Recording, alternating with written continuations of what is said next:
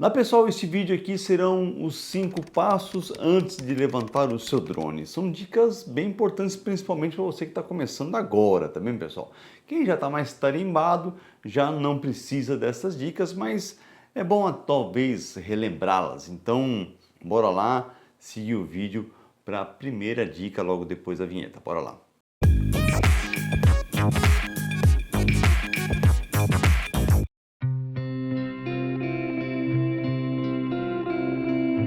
Não que eu precise calibrar o drone toda vez que for levantar voo, não é bem isso que eu estou falando, mas o importante é que o drone já esteja sempre bem calibrado, né? Por exemplo, calibração de IMU, né, que é a unidade de medição inercial, né?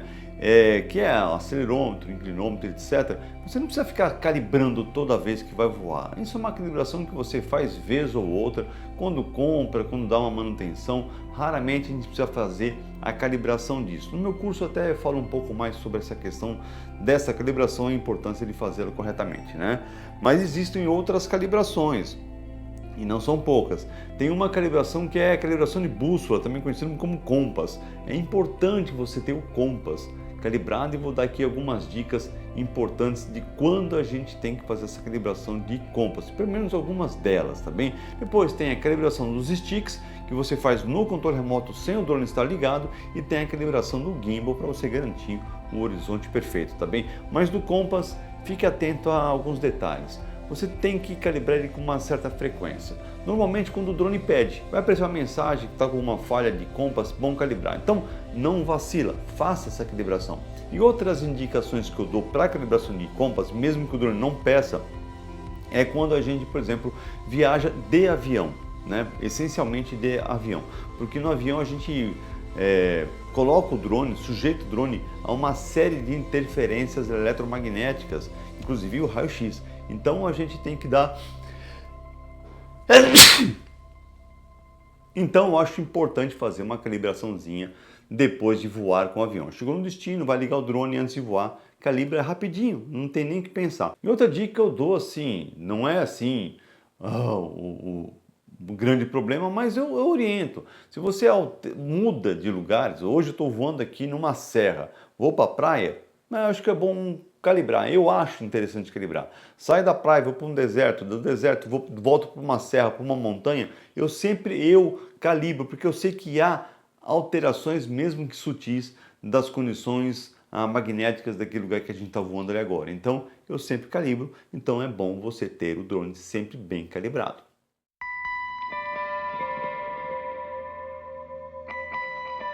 As condições atmosféricas também é bacana, lógico, se estiver chovendo, para que voar, né? Lógico, às vezes é interessante fazer um voo na chuva, depende do drone que você tem, né? Se for um Swell Pro, por exemplo, que é feito para chuva, para água, pode voar de boa, até é legal, faz cenas incríveis. Se você tem um filme X8, também dá para fazer uns voos na chuva e saem coisas interessantes. Mas, enfim, não é tão assim legal voar na chuva. E quando eu falo em condições atmosféricas, estou falando assim da previsão de chuva. Vale a pena fazer um planejamento sabendo que amanhã tem 100% de probabilidade de precipitação, 80%, ou então se os ventos estão muito fortes, vale a pena correr esse risco. Então tudo você tem que colocar na balança e ver o que é melhor para o seu voo e para você, tá bem? Tem um aplicativo chamado UAV Forecast, que é bem legal. Dá uma olhadinha nesse card aqui, que aqui eu falo um pouquinho sobre esse aplicativo. Tem lá um videozinho só sobre ele, bem massa, tá bom? Então, condições atmosféricas, acho que é bom dar uma olhada.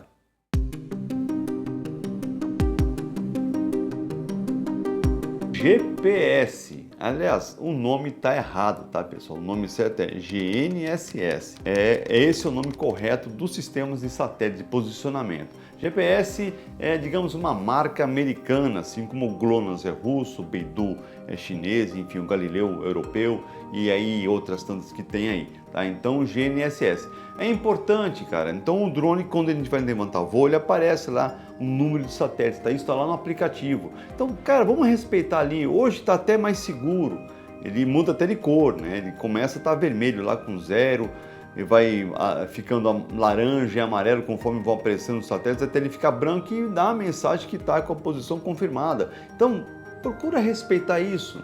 Porque quando a gente levanta o drone sem ter a confirmação de GPS, sem a confirmação de posicionamento, o drone pode estar à deriva e ser até carregado pelo vento. Lógico que tem um outro sensor embaixo dos drones, normalmente, que garante posicionamento óptico, mas depende da altura que o drone tiver, esse posicionamento óptico não funciona muito bem. Então é importante que o drone tenha GPS para você não ter o seu drone arrastado pelo vento, ou você até perder posicionamento, ou ele marcar o home point durante o voo e quando ele voltar por emergência, pousar em um lugar que você nem imaginava, tá bem?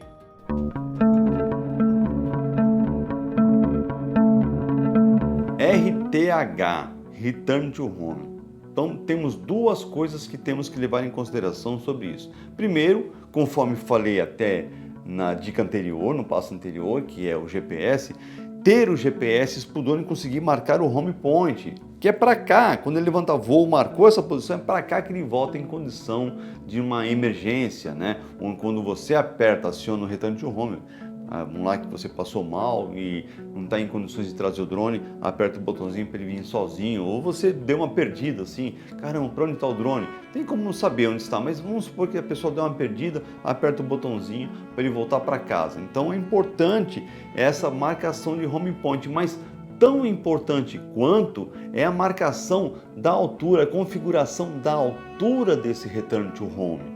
Eu tenho que configurar corretamente, porque eu tenho drones que têm sensores que podem me safar de uma colisão durante o return to home. Então, se o drone está voltando para casa, ele encontrar um prédio no meio do caminho, ele pode bater. Se o drone não tiver sensores, ele vai bater. Então, é importante que eu calibre, que eu configure a altura do return to home, do retorno à base. Então, como que eu faço isso? Drone no chão, eu olho lá, coloco o gimbal para frente, e eu coloco aquela marcação que são as grades, as linhas diagonais, ou então aquele xizinho no meio que é para fazer o centro da máquina, da câmera, né? Levanto o drone e com esse xizinho eu aponto para a coisa mais alta que tiver em volta de mim. Então vamos supor que é um prédio que tenha 70 metros, que a gente vai medir quando esse centro da câmera estiver na altura do prédio, é a altura que o prédio tem, 70 metros, vamos supor, né? Um exemplo. Aí você vê lá que tem caixa d'água, tem antena, para-raio, coloca esses valores para cima, põe uma tolerância de uns 5 ou 10 metros e essa vai ser a altura. Então, se o prédio tem 70, com caixa d'água e antena fica com 80, eu colocaria 90 metros de return to home. Mas lembre-se que return to home não é operação, é exceção, já falei sobre isso. Se quiserem saber um pouco mais, a gente pode bater um papo, tá bem? Então não esqueçam de configurar corretamente o RTH, tá bem, pessoal? Bora lá. Pessoal, se você está gostando desse vídeo, considere ser membro e não deixe de curtir, de se inscrever e badalar o sininho. Isso é muito importante para o canal crescer e ser reconhecido por todo mundo e até pelo próprio YouTube, tá bem, pessoal? Então considere isso. E no final desse vídeo, além dessas 5 dicas, vou dar ainda 2 pequenos bônus, tá bem? Então bora lá.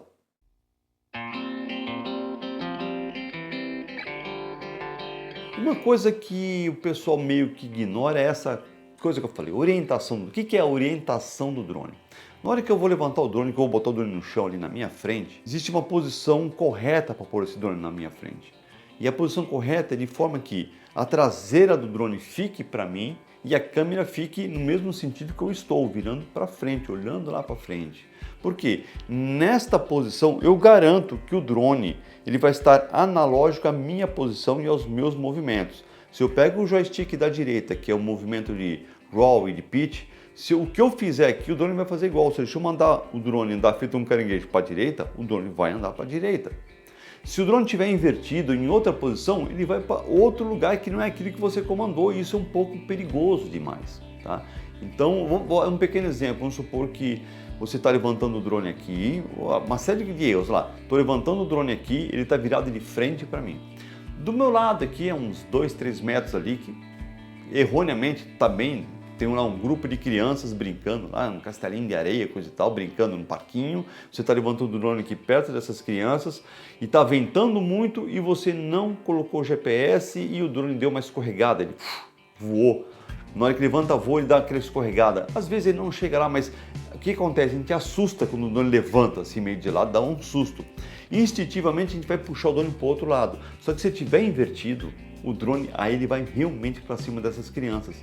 entendeu? Não sei se você conseguiu compreender a coisa, mas se você tiver com o drone realmente posicionado, orientado corretamente, na hora que você puxar ele para cá, ele vem do lado oposto das crianças, ele vem para o lado que você mandou o drone. Então é importante você ter o drone bem orientado.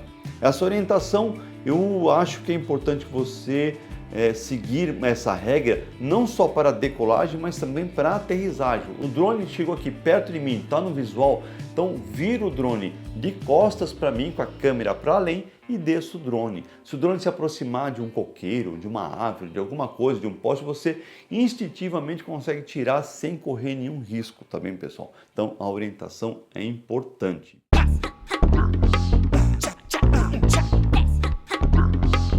Outras dicas bônus e bem simples são os seguintes. Claro, baterias carregadas, isso tem que acontecer, né? Bateria tem carregada, vai voar como? Lógico, a menos que seja uma situação de emergência, a bateria está com 50%, eu preciso fazer uma coisa, até ali e bora voar. Mas se ela estiver cheia, é melhor. E a última dica aqui, bônus, bem simples, é a memória. Certifique-se que o cartão de memória esteja no drone, né? E tenha capacidade, ou então tenha espaço disponível para você fazer lá pelo menos uma bateria, né, que são lá 30 minutos de voo, e tenha pelo menos 30 minutos disponível de vídeo para você fazer e fotos, etc. Tá bem, pessoal? Então fica essa dica aí.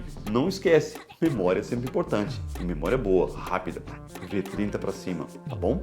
Isso aí, espero que vocês tenham gostado desse vídeo. Até o próximo vídeo. Haverão muitos outros sobre 5 coisas que eu vou deixar até no final desse vídeo, tá bom? Então bora lá, bora voar, que é bom demais.